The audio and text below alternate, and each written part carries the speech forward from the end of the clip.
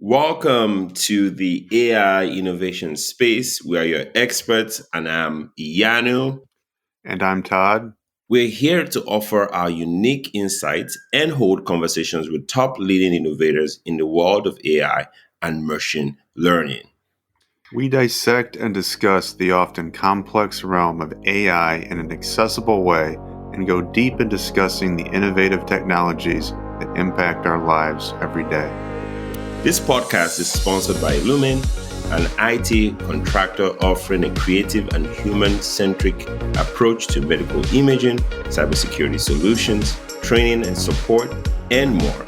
Illumin's values of ingenuity and connection make us a leader in adopting innovative technologies for federal healthcare and beyond. Visit Illumin's website at www.illumin.com for an overview of the services offered and to read our blog series on leveraging AI for your business. Thank you so much for listening, and let's begin. Hi, welcome again to another edition of AI Innovation Space. I am Iyanu and I have my co-host Todd here. Hi Todd, how you doing? Very well, thanks, Yano. You're welcome. So we have Jesús focuses on projects in the healthcare industry and also a startup called Horus ML. He's also a professor in Spain, and we're super excited to have you, Jesús. Welcome to our podcast. How are you doing today? Hi, I'm fine, thank you. Quite busy, but that's actually not a bad thing, so can't complain. Thank you for the invitation. You're absolutely welcome.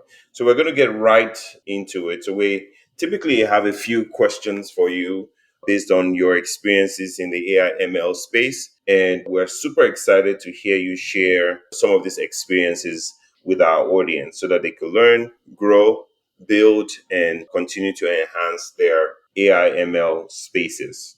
So we're going to go right to it. The first question I really had for you is, can you discuss a little bit about your education and your intern experience in the machine learning group at University of Autónoma, I believe, de Madrid? Yep. Yeah, that's right. The Universidad Autónoma de Madrid. Yes, you say it quite well. So yeah, I studied. I'm going to start from the beginning at the university. I studied a double degree in informatics and mathematics. This was quite interesting in the sense that at that time, at least in Spain, this is 2007. I'm not that old, but it's 13 years on or 15 years on machine learning is a long time ago, machine learning and artificial intelligence. So at that time, machine learning was not really known at Spain. So I did this degree because I have always loved mathematics and all my family were computer science guys. So I decided this, but they didn't know anything about machine learning. Right now, I'm really happy about doing this double degree that it was only available at Autónoma de Madrid here in Madrid at that time. Right now, you have a lot of these double degrees because machine learning and data science has got so popular. Mm-hmm. At that time, it was only available there.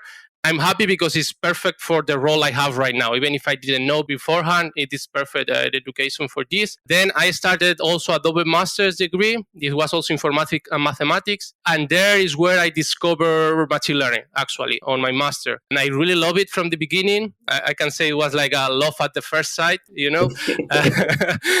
And I decided that this was my world, the field where I wanted to focus. So I decided to start a PhD on the topic, but at the same time, I wasn't sure if I wanted to be like 4 or 5 years only working at the university, because at least here in Spain, there is a common problem that the university lives, I don't know if in your country it's also like this, but the university lives a little bit in a bubble. There is not a lot of connection between the university and the corporate world. So basically you are doing papers, it's really cool, it's an intellectual challenge, but actually you are not building anything practical, you know? So that's where I decided to combine this with working as a freelance. But before that, you asked me about the machine learning group at the Universidad Autónoma. This I was working there during my master, and also the first months during my PhD, I was also working there. I was a group focused on machine learning. Basically, we were applying machine learning for energy production prediction at Spain. So basically, how many energy you can generate in Spain with wind and solar farms to kind of balance the energy pool at Spain. It was really cool project, and we were working there at this group. They had really great people, really great intellectual talents there. I learned a lot. The only problem was this: there were no connection with the corporate world. Okay, so it was purely academic, which is also good, but I was like missing something. And then is when I decided this next step into the freelance world. That's awesome. That's awesome. So can you share a little bit about how you do the predictions for the renewable energies? Yeah, so basically the data we use, it was mainly numerical weather predictions. Okay, so this is NWP data that is generated by other companies or other institutions. In our case, it was a public institution that had this numerical weather prediction information, and we use these weather predictions to predict production energy. Also, obviously, the relation is quite direct, because depending on the weather, the wind energy and especially the solar energy you can produce is really influenced by the weather. So this was the main data we have. We have also other data, but kind of demographic, also of course from time series analysis, etc. But the main focus was on weather prediction, which also was a problem, as you can imagine, because we were doing a prediction based on other prediction. So at the end, we had a limit there that was imposed by the accuracy of the weather prediction we were using, which, as you know, is a massive problem, really difficult to solve weather prediction for several reasons. So with this, basically, we gave a prediction of wind energy and solar energy production for the next 3 hours, and also for the next 24 hours. We had 2 time horizons. With this, basically, here Red Eléctrica, with this energy institution at Spain, it balanced the demand with our predictions to see how many electricity, how many energy they needed to produce from classical sources, okay, of energy production. So because if you go over the demand, then you are having costs that you don't need.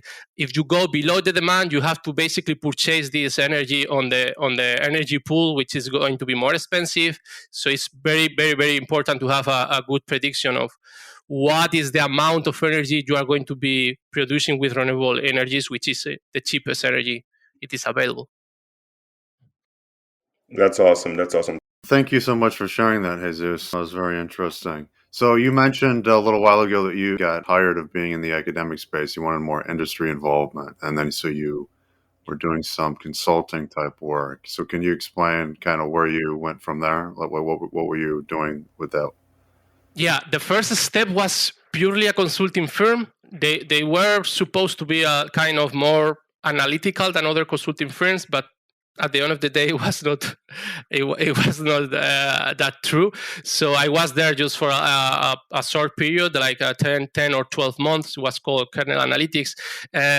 And then I decided that I didn't see my place exactly on the market. So I became a freelance in order to be able to select a little bit more the projects I wanted to work in. And also because I was doing the PhD at the same time, so having this flexibility that you have as a freelance was also really, really helpful.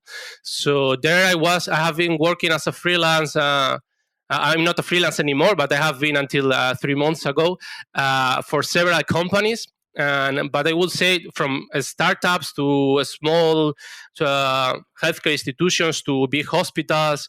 I have worked also with the MIT in a healthcare project here in Madrid. But my main client has always been Iberia Express. I have been working there since 2016. I still work there, but through my new company, Horus ML. We will probably talk about that a little bit later.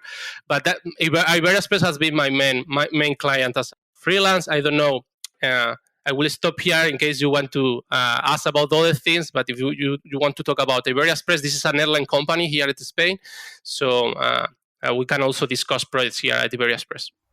I see. So yeah, why don't you share a bit about Iberia Express, and then I'm interested in going into some of your other areas that you were working on. You just mentioned. Yeah, here at Iberia Express is interesting because the team here, the analytical team here at Iberia Express, was created by a friend of mine, by a college at the university, from scratch. So she had always had a lot of freedom, and me too. We have had a lot of freedom in the company. It's also a small airline. It's not Iberia, which is the main company. Iberia Express is a smaller company and focus on other type of flights. So we have a lot of flexibility regarding machine learning. So we have been able to do really, really cool projects because we have total freedom.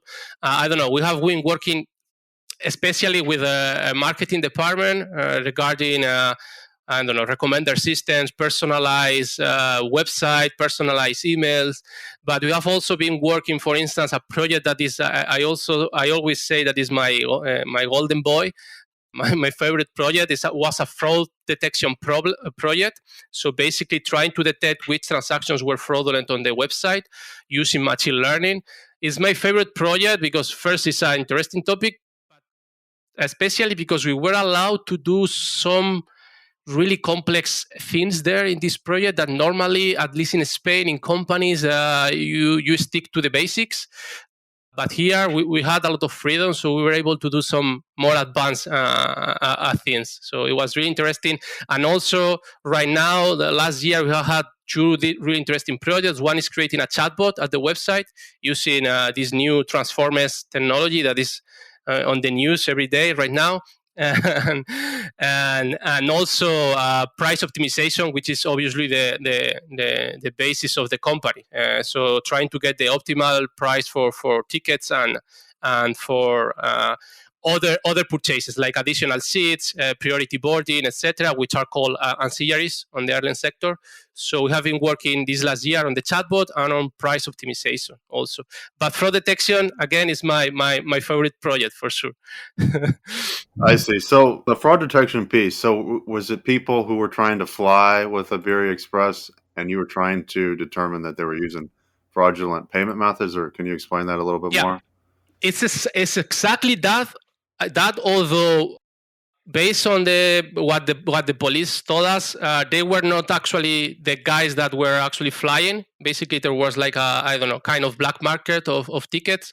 So, but yes, they purchased the tickets with fraudulent cards, with fraudulent transactions. Then probably they sell these tickets to other people. We don't know. That comes from the police. But yes, we had to detect these transactions that were done with a fraudulent payment. And the problem before was that these transactions normally occur like last minute transactions, in the last 24 hours or something like that. So when the company detected that this payment was fraudulent, it was too late.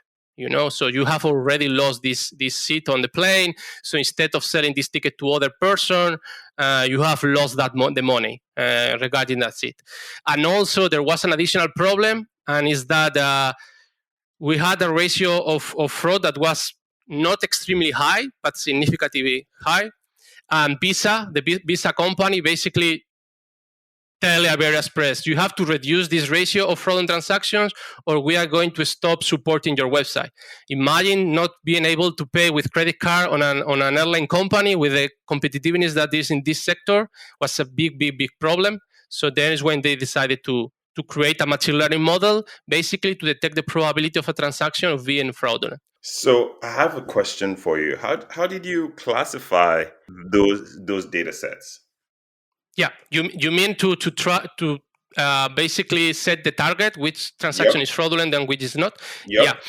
This was one of the interesting things of this project because it was, okay, some of the transactions were clearly fraudulent because basically you have a what is called a chargeback from the bank. So the bank tells you that the user has basically put a claim onto this payment. So this is a chargeback. You assume that this is fraudulent transaction because the bank is telling you so. But sometimes there are other transactions where this is not as clear. So you have to use some other kind of rules.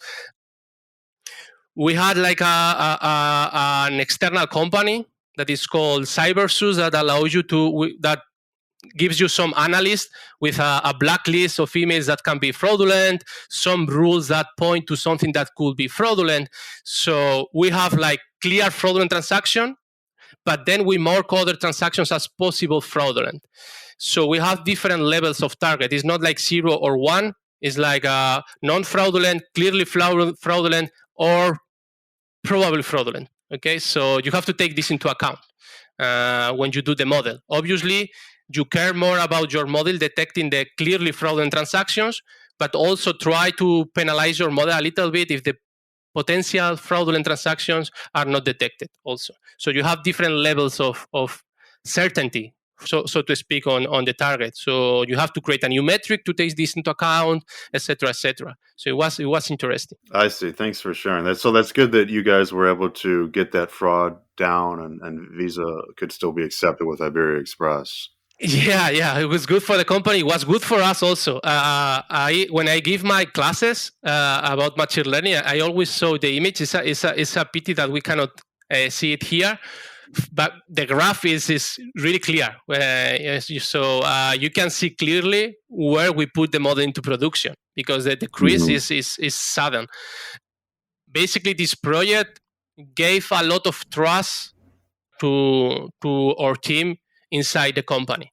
Why? Because you can translate this directly into euros, so you can say to the bosses that you have saved the company X thousand euros, and it's really easy to sell this project. Okay, there are other projects like, I don't know, giving a good recommendation to the user where it's more nuanced how to measure the impact of the project, but here the impact was so clear that gave us a lot of trust inside the company. The team grow from this point. We were 2 at that moment. Right now we are 6, and we are a really important team at the company, I think, partly thanks to this project. I see. Very nice. You also mentioned you worked with price optimization with Iberia Express. Can you talk more about the problem there and what the machine learning aspect of that? Yeah. So the idea is basically based on the characteristics of the flight and the ticket, decide which price should you give to the user or so you offer to the user. Here, I must be clear, there is no use of personal data, basically because it's not allowed legally. So, because there is like, at least here in Spain, there is like kind of a legend that says that if you connect with a different laptop at the same time, you get a different price. I don't know if you have heard about this, but at least at Iberia Express, it's not true. So the price only depends on the characteristics of the flight. And the moment you purchase it, of course, price at airlines change really quickly, but this is just because there are some internal classes, price classes, etc., not because they are using your data, at least at Iberia Express. So basically, the idea is, how do you know which price is optimal for this particular flight at this particular moment? Okay, so we use machine learning for that. And what is the target we want to predict? Basically, the probability of purchase of that particular ticket for a particular price. So we have a model that is able to receive as input characteristics of the flight, characteristics of the particular time you are purchasing, and a particular price, also a price and a discount, because we have discounts on the website. Depending on this, it gives you a specific probability. If you change the price, if you change the discount, it's going to give you a different probability. So the only remaining step is basically getting the optimal point between probability of purchase and price, right? So it's like this kind of typical demand curve analysis that is done in every market, but in this case, the probability of purchase is not known, is predicted by a machine learning model, which is a really complex problem, okay? Because you have to make sure that your model, the prediction that it gives depending on the price, resembles a real probability curve. So, like, if I increase the price €1, my probabilities will increase, never decreases, right? Because that doesn't make sense, that if you increase the price, the probability decreases. This seems obvious. Achieving this in a machine learning model is not straightforward. Yeah, it isn't at all. No. So how did you guys go about being able to accomplish that? So basically, you have to make sure that your model is quite sensitive to the price. So first, basically, you do the normal thing you do in machine learning. You do a grid search, validation of the model. Some of them, instead of measuring the performance of the model per se, we also measure how sensitive each of these models to the price, to the modification of the price. Okay, so one of the metrics we use to validate our model is actually if the predicted probability resembles a real probability. And this allows you to pick the model that better resembles a real probability, and also there are some techniques to give more weight to particular variables. To give weight importance to particular variables. So we did this to assure that the price columns, should I say, because there are different prices for different fares of the ticket, they have a bigger weight than other information that gets into the model. Okay, so a little bit, you are forcing a little bit the model to give importance to the price. Okay, which is technically is not the ideal thing, but in this case, you have to adapt to the reality of the sector and the project you are and the problem you are solving. This is a good example of, okay, I come from the academic world, I know what is kind of ideally, technically and academically, but you have to adapt this to the real world sometimes, and this is one example of that. So we are basically, forcing the model to focus on the price, which for a normal project you wouldn't do. Makes sense. Thank you. Go ahead, Todd. Yeah, thanks for sharing that. That was very interesting to hear about your role with Iberia Express. Just moving along to, you also mentioned you did some work with MIT Computer Vision Consortium. Can you talk about some of that work and machine learning aspect? Yeah, it was some years ago, but I remember this project with really good memories. So yes, this was a collaboration between the government of Madrid and the MIT to try to create healthcare projects that ended in the creation of a startup that will stay here in Madrid. So basically, the researchers went to Boston for 1 year for learning and research, and then the idea was that this team came back to Madrid to build a startup based on this project that they were doing in collaboration with the MIT. So there were several projects there, really interesting. One about the early detection of Parkinson based on the use of apps and the use of different software, also of the keyboard on the PC, on the computer. It was really interesting. But my project was in particular about giving an alternative treatment to scoliosis. Not based on this kind of aggressive treatment that is normally done, where you have to basically put something on that doesn't allow you to do some movements on with your back.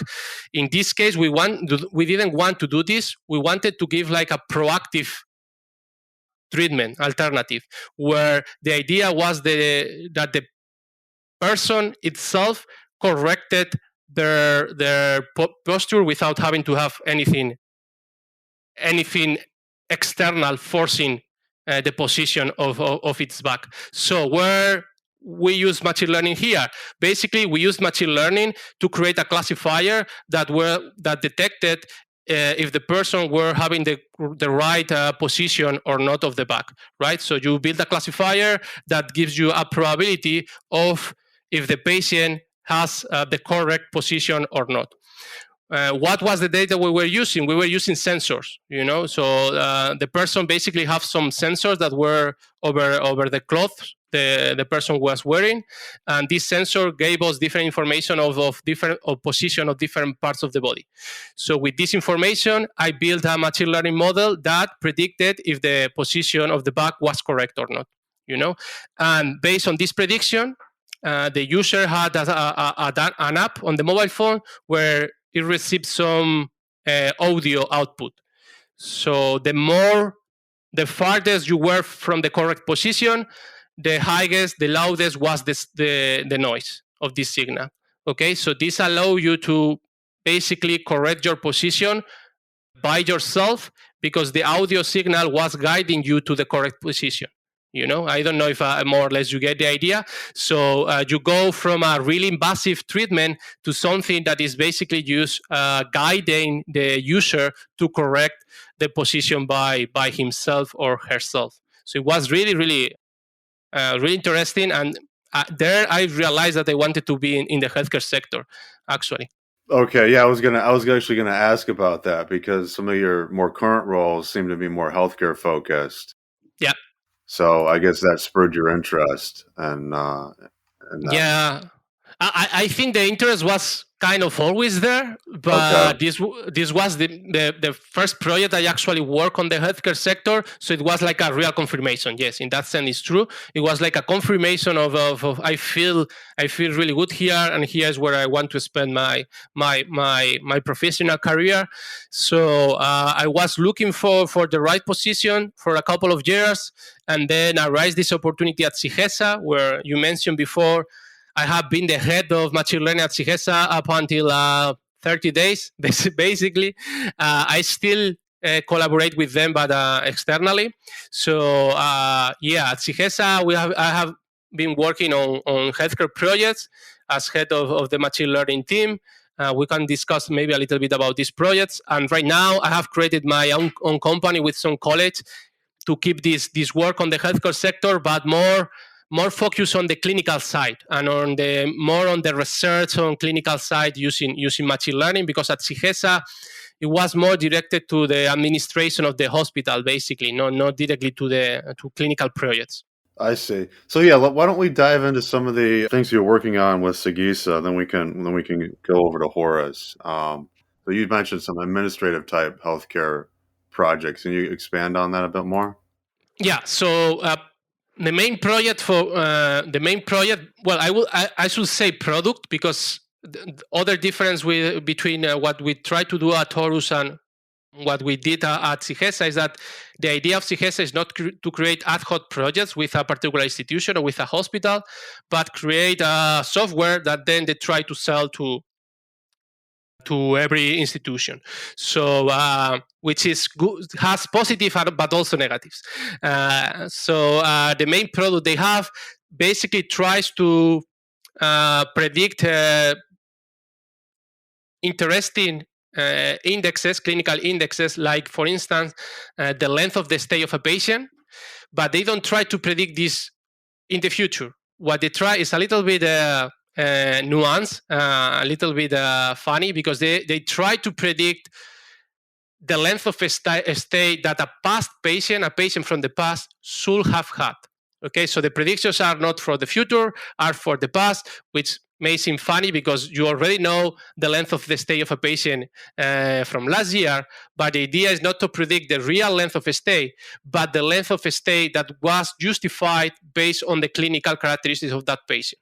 Okay, this way you can see patients that maybe, I don't know, stayed at the hospital for 14 days, but based on its characteristics, only 7 days of this stay are justified. So you do this with length of stay, but also for other interesting information, like, I don't know, probability of readmission, probability of death also, so you can try to detect kind of anomalous diseases. So the hospital can try to investigate a little bit if a particular service is having a problem that shouldn't be there. But the main focus actually is on length of stay, because, again, this is directed more to managers at hospitals. So length of stay has a clear impact on the resource allocation. So it has been the main focus at Sigesa, actually. I see. So when you say they're focused on length of stay in the past, is that more like from a cost standpoint? Like, are they trying to get costs down, or are they more driven by trying to improve future healthcare by studying that?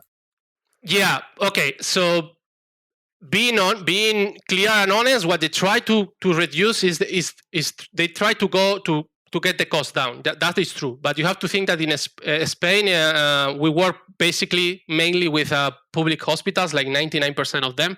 So this doesn't mean that there is going to be less money spent. It means that the money is going to be spent on other services where maybe is more necessary. So it's like, more than reducing the cost, it's a better allocation of the cost your hospital is having. At least that's what they told us, and we think it's true because again, it's being a public sector is a little bit probably different in that sense. But yes, we have also worked with it's in Chile using these algorithms, and they're basically the guys that were interested in these algorithms were the insurance companies. So it was a totally different focus on. I see. Yeah, because when you were explaining that, I was thinking to myself, well, yeah, Spain operates a little bit differently with their healthcare system than in the U.S. In the U.S., when you were talking about that, it'd be definitely the insurance trying to get that down. But it's interesting how in Spain they're trying to just like shift the cost from one area to another to try to improve care, basically. Yeah, and basically, for instance, we this product we try. Well, it's not that we try, but the interest is not. Most of the time is not in the hospitals themselves, but on the government, on the communities, because based on the performance of the hospital, they decide how many resources they gave. So basically, they want to know which money should give to each hospital based on the real characteristics of the patient, not the real length of stay, but the expected and justified length of stay. So based on this, they decide that maybe maybe we should allocate more resources to this particular region of Spain and less to this another one. So it's like a better allocation of resources from the public institutions. But yeah, it's true that in other countries, probably the goal and the focus will be a little bit different if you use this type of models. I agree with that. I see. So you mentioned now you're primarily working with Horus. So what is your role there? Are you a founder, or are you just? Yeah, I'm one of the founders of the company. We are actually a group of. I was the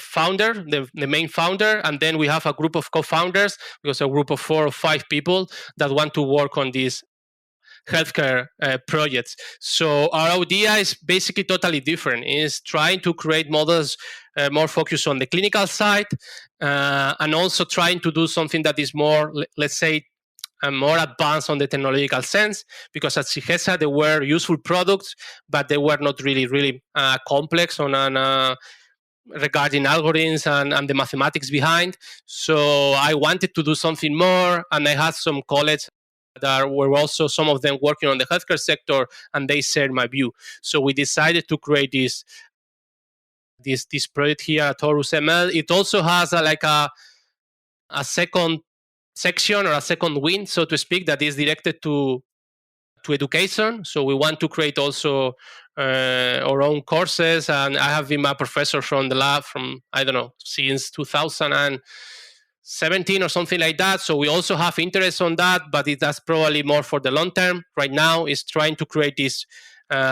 innovative machine learning problems from the clinical side of the healthcare sector.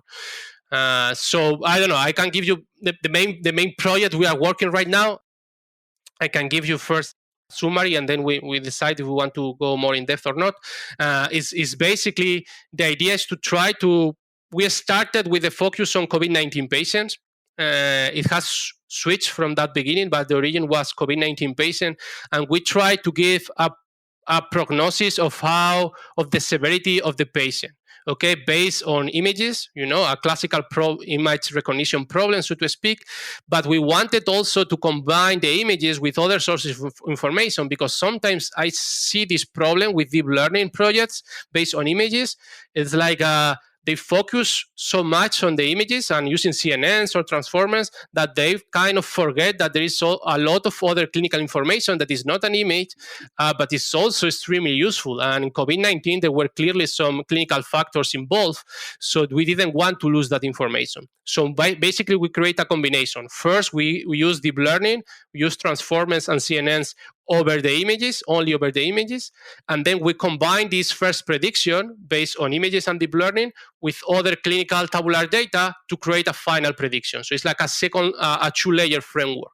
Okay, so we started with COVID, but then right now we are working on trying to generalize this project to other respiratory diseases, because actually what it changes is the data set and some of the patterns that the model is going to detect, but the framework itself, using deep learning over images, over CT scans, and then combining with other tabular information to create to give your final prediction, can be applied in a really straightforward manner to other respiratory diseases, provided that you have the data, which is usually the problem in the healthcare sector, having data available to train and validate your model. So we are right now working on that.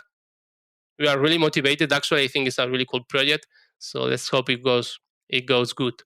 I see. Yeah, that's a very interesting problem. So one thing I was going to ask is, so where do you guys get the data? Like, Yeah. So basically, what we did with when we were focusing on COVID, one of the good things that were on the regarding all the COVID situation, one of the positives was that there was a lot of collaboration regarding research. So you have a lot of public data set of COVID-19 patients that you can use for research, basically to validate if your idea is good or not. You cannot use this for commercial purposes, but you can use it to validate if your idea is going to work.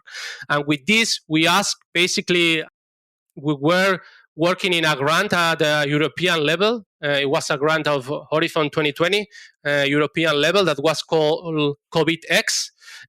We work, and then the consortium behind this grant basically put you in contact with a hospital. In our case, it was Humanitas at Italy, and it put you in contact with this hospital that basically gave you the data to actually create your final product. Okay, so it was all we got the data from being part of this project of COVID-X consortium, which allow us to have access to this data from Humanitas.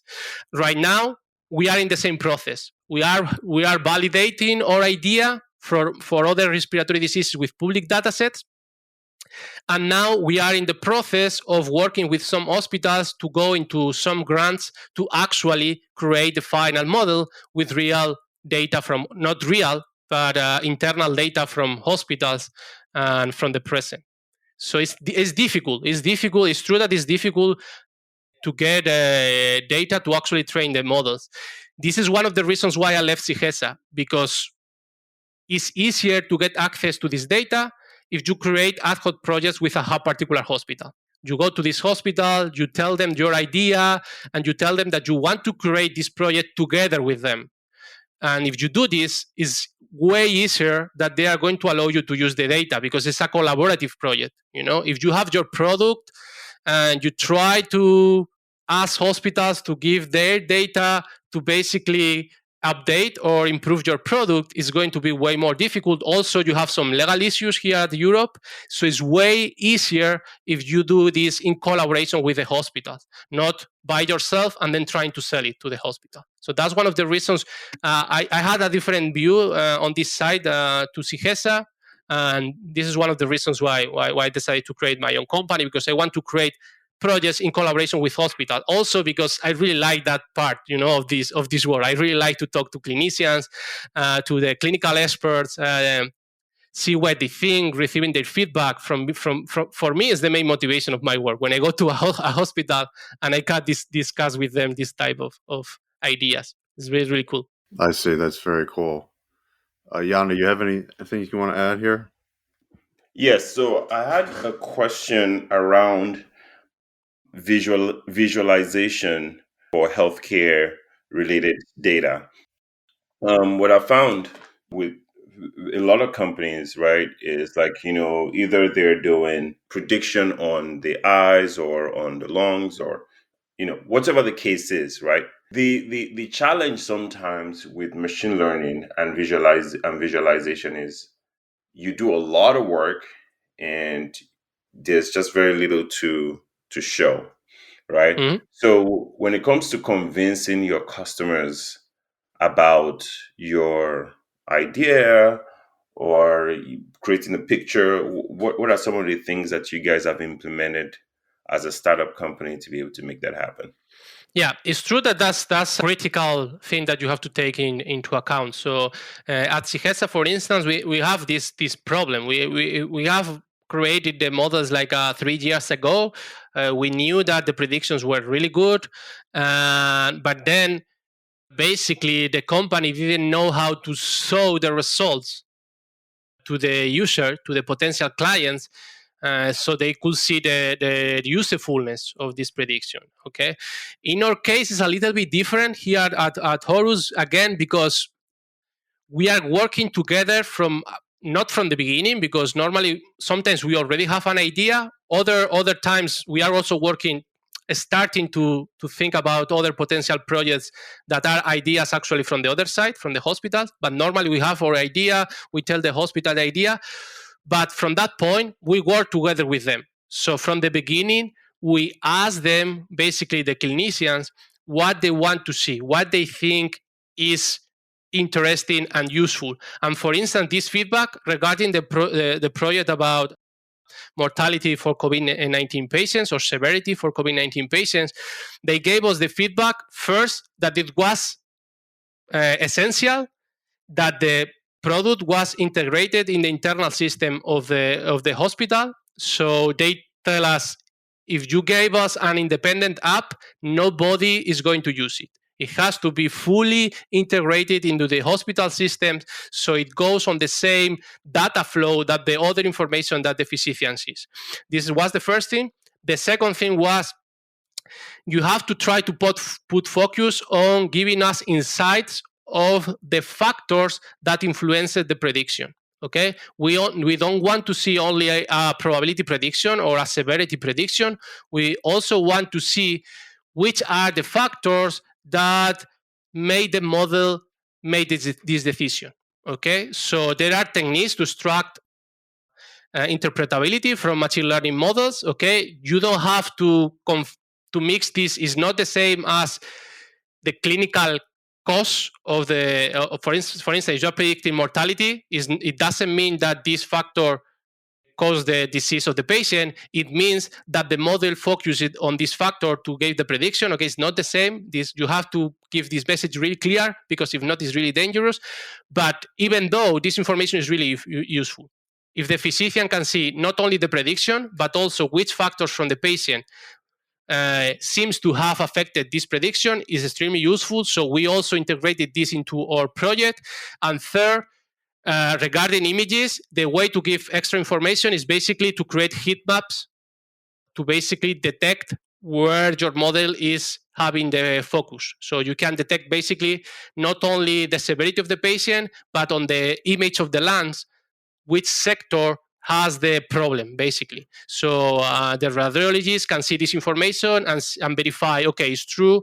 Here it has a potential problem, so the prediction makes sense. So basically, in our case, I would say that the answer is receiving feedback from the hospitals themselves. It's really important that from the beginning you hear them. What do you need? It's not what I think is interesting, is what you think is interesting. I love that answer, because, for startups in general, you start a company and most of the time you think about the problem you're trying to solve, but many times not think about like who it is that you're actually trying to solve the problem for. So I think it's really critical to understand the needs of the customer you're trying to reach, to be able to address the problem succinctly, and also basically use that to figure out how to present that problem, to present the solution, to your customers in such a way that captures what their interests are. Totally agree. Yeah, totally. And again, at Sigesa, they have a different view. And sometimes we were discussing that, like, it makes more sense to visualize the result like this or like that. And internally, I was thinking, like, why don't we ask them? Why don't we ask them? What do you prefer to see? It's not they are the users, they know, and especially in the healthcare sector, expert knowledge is really important. It's really, really important. So you should ask the doctors. Also, and this is my last question for the day. Also, I would like to learn a little bit about any insights you could share on teaching data science and machine learning. What types of How do you approach teaching these concepts? Yeah. So first, it depends on the type of students or person that you are trying to teach, because it totally depends on if they have some scientific background or mathematical background, if you can go more into details or not. But apart from that, which is obviously important, because I have taught at the university where there were people that were really prepared, and I also have teach at business institutes where people come from business administration, so it's totally different. But apart from that, I will see that the key is try to not be too, let's say, to speak in a really high language. Okay, so machine learning is really cool, is really powerful, is really complex. Okay, it has a really mathematical complexity underneath. We know that, but if you control the topics, you can talk about them and teach them in a really common language, so it's not to get the intuitions of machine learning is not that difficult. Okay, so okay, if you try to, I don't know, to be really fancy with the words you use, okay, it's going to look really well, but you can explain the basics in a really easy way. Okay, I have been giving I have been giving speeches to in the hospital sector to people where the average age was like 64, people that didn't know anything about analytics from before, and they were really able to understand the intuition of what we were doing with machine learning. So try to speak in a common language. You can do it. If you know the topic, there is no need to get into really high level language. So that would be my main recommendation, okay? Because people appreciate that. You don't need to look really fancy. From my experience, people prefer that you speak in a really common language, and they are not going to think that you know less because of that. They understand that if you know about something, you can really explain it in an easy way. I think someone famous said something similar to this, and I completely agree with that. If you know about something, you can explain the topic to a 10-year-old boy. So try to go into that kind of common language So, speech. That would be so, my main recommendation, honestly. so I know you did math, right? Do you have any Yeah. experience in the eigenvalue space, eigenvalue, eigenvector space? A little bit, but from my academic studies, not from machine learning. Okay, maybe PCA or something like that, but not from my professional experience. But yes, from the academic experience, I remember them. Yes. I was going to end or conclude the podcast with you explaining an application of eigenvalue from a very, very laid back perspective, so that Love it. you could demonstrate what you meant by break it down in such a way that people can understand. Oof, but the agent values, I wouldn't consider myself an expert on that. But we could try. For instance, when I explain machine learning, supervised learning, I have one slide with images of cats and bikes, Yep. and Yep. that's everything I need to explain what that supervised learning does. Okay, it's not that difficult. You can explain directly with cats. This is the target, so it should be a 1. If it is not a cat, it should be a 0.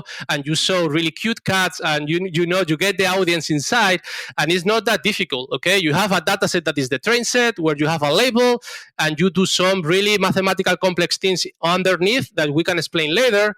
But you train the model detects some patterns on these images. You don't tell the patterns. The model learns these patterns by itself. Okay, you are not telling if it has 2 ears or these patterns on the skin or whatever. Learns it patterns by itself, and then you have your test set where you do the validation, and that's it. That's what I mean. You don't need to Awesome. go. In 1 minute or 2 minutes, almost anyone can understand the main intuition behind all these complex things. Awesome. Awesome. Thank you so much, Jesus, for joining us. Thank Yeah, you so thanks much. very much. We really appreciate it. Very insightful. Yeah, Yeah. it was really fun. So thank you guys. Thank you guys for the invitation and for the discussion. Really, really, really interesting. Same. We feel the same exact way. We appreciate you stopping by. All right, then. Bye. This has been the AI Innovation Space, sponsored by Illumin. Thanks so much for listening. Be sure to connect with us through LinkedIn and the Illumin website to learn more about how AI and emerging technology can help you. Also, be on the lookout for our next episode coming soon. Thank you so much for joining us. Have a wonderful day.